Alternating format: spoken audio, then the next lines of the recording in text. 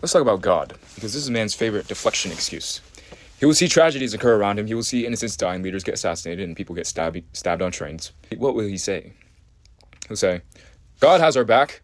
God will save us. We just need to pray. God is around us. He's everywhere. But what is this? This is a coping mechanism for deflection, because the truth is God is not separate from you. God is not around you. God is you. Meaning if God is you, that means you must take accountability, because if we look at existence, existence is not separate from itself. The creator and the created, if you want to use those terms, are not separate from each other. They're the same thing, because there is no creator and there is no created. They're all different reflections of the same field of existence, of what is. So, effectively, God is, you are, or aren't. Meaning, when men try to and deflect into God, especially when I say things like, you're not separate from God, God is you, He's the field, He's math, He's function, He's physics, He's fate. Men like to say, no, you're schizo, you need to take your meds. But what they're doing now is insulting me because they've met the mirror of truth. That if they're God and they haven't done anything and they're irrelevant and they hold no mass, then they're just fiction, effectively.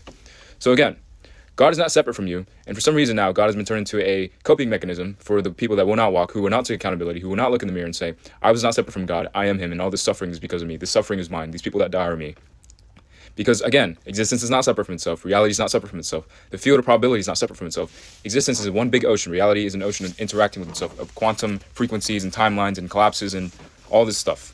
So again, you are not separate from God, you are God, or rather the reflection of God, because God is, and you are or aren't, and you embody that, you walk as it, or you continue deflecting, speaking up about God and praying to a God that will never come down here and save you. Because the irony of the modern man is he'll watch his world burn, and he'll say, oh, God will save us, and then do nothing.